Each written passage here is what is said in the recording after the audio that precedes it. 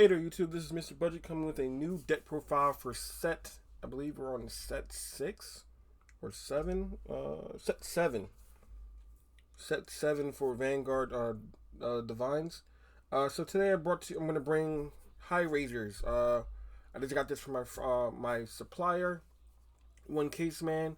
Give a couple likes for One Case Man. He's always buying the next set in bulk. That way we always have everything that we need for these videos and things like that. But he gave me High Razors, so I'm gonna figure out. I came to a somewhat budget build for this deck. Blind spots you do see where certain cards will get high rarity cards and things like that to make the deck a little bit better, a little bit easier. But the problem with this deck is that, in my opinion, this feels like a set 1 deck. We're already in set 7, but this deck is only a 3 attack deck. There's no way to get any type of multi attack. Her ability only works in the main phase. All their abilities to search out the high beast only work in the main phase. So you're only going to get 3 attacks a deck. Mind you, those attacks are reasonably big, but there's no way to implement any type of multi attack in this deck, which makes this deck very lackluster in the long run. Hopefully, the further support that we get for this deck would allow us options to get more attacks out. But until then, this is what I came up with. So we're gonna jump right into it. First is our grade 3 boss. This is High Razor Annoy. Annoy has the ability that you can Soul Blast 2, search for any high beast grade 1 or less, and call it to rearguard. She also has a continuous ability that all grade 1 or less high beasts in the back row get plus 5,000 constantly, even on your opponent's turn. And then she also has the ability Counter Blast 1.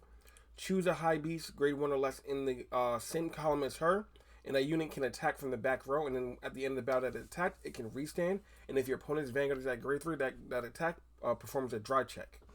So you do technically get 4 attacks out of this deck, but you really want your front row attacking that way because they have bigger numbers. Granted, she does give the grade 1s and whatever in the back row plus 5,000. Those grade 1s have abilities to get power for themselves, but realistically, you want a multi-attack from the front row.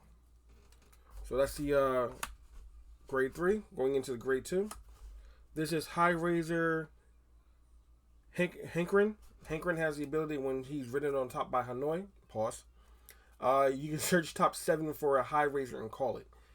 That's his Vanguard ability. His Rearguard ability is that whenever he's boosted by a High Beast, you can return a card from your drop zone to the bottom of your deck. That's a normal unit. So he allows you to not deck out, but again, we're really not playing extra copies of him in the main deck. This is only for the searching for the High Razor in the main deck. On the Vanguard circle. Next, we're going into High Razor Ishimi. Ishimi has the exact same ability as Hanoi. Hanoi. But instead of looking for the top 7 for a High Razor, you look for top 7 for a High Beast. So that way you can start building your board as you're going through your ride line. And last but not least, we're playing the grade 0 High Razor Kikia. Same as any other starter, just part of the archetype. So that is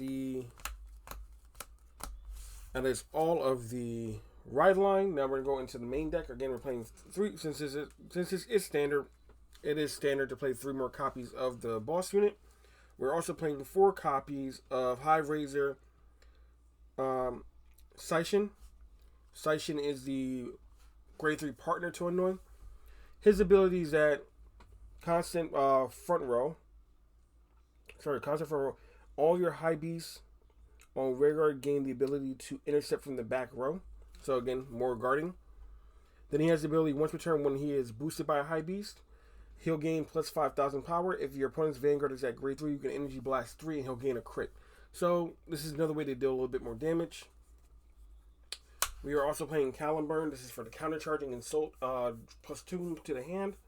Kind of funny thing, we kind of found out this card went up to, I think this is about a $40 card now. So if you guys cannot afford this or don't already have them, don't worry about it. You can figure out something else or run things like Evergreen for more defense or find some other order that works for this deck if you want to play orders at all. Okay, those are all of our grade 3s. Going right into the grade 2s. We're playing 4 copies of High Razor Machine, or Machine or whatever how you pronounce these guys' names.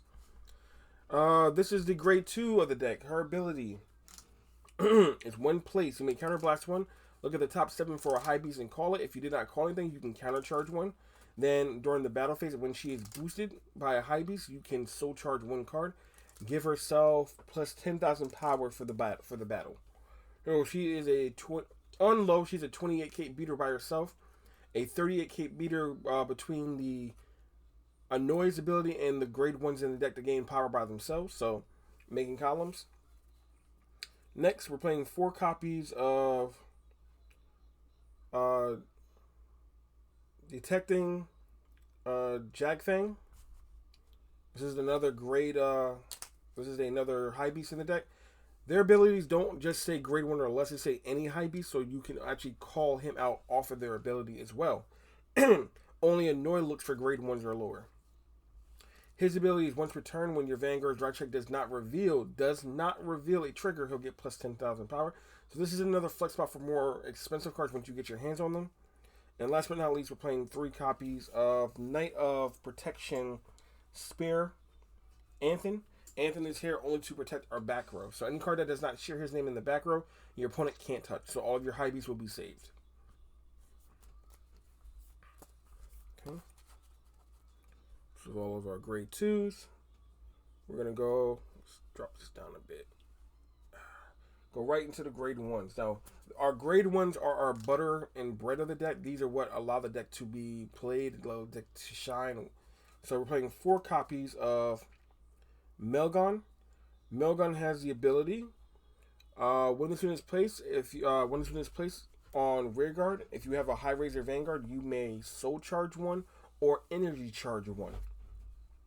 Then back row, if you have a Vanguard with high razor in its card name, this unit gets plus 5,000 continuous ability, so even on your opponent's turn. And if your opponent's Vanguard is at grade 3 or higher, that 5 turns into a 10. So he becomes an 18, a 13, or an 18 by himself. Makes plus Annoying that becomes a 23k beater by itself.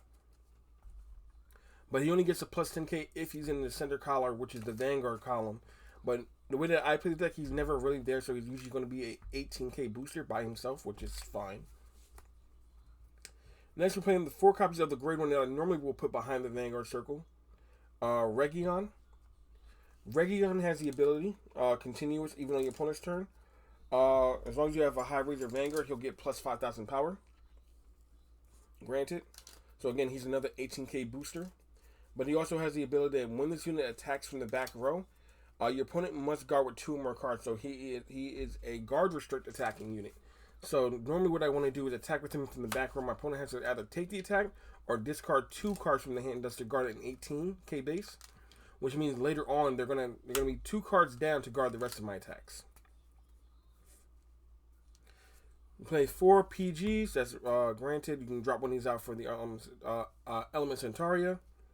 Then another card that can be replaced with a more high rarity card. I played 3 copies of Menacing Tiger. He has the ability when he's discarded, you may counterblast one, call him back as rest. Then when he is placed on rearguard, you may soul blast one and give your Vanguard plus 5,000 power. So I'm making Annoy a 18 or 28k on Persona Ride attacking Vanguard, plus with an 18k booster behind her, making her math 46,000 when attacking. So magic numbers. Okay, those are all of our grade 1s. And last but not least, we're going to go right into our grade 0s. We are sticking with the Cater Sanctuary Overtrigger. Again, your preference, your choice, you can choose whatever you like. This is just a budget build, so this is what I believe most people will have on hand. 3 draws. Again, change them over to the effect draws. We're playing 8 crit and 4 heal. You can change these heals to the effect heals if you so like. I like the vanilla ones that are more shield value, but basic trigger lineup for most decks. If you need more draw ability, you can add more draws. If you would rather have more power to your front line, you can play front trigger and things like that.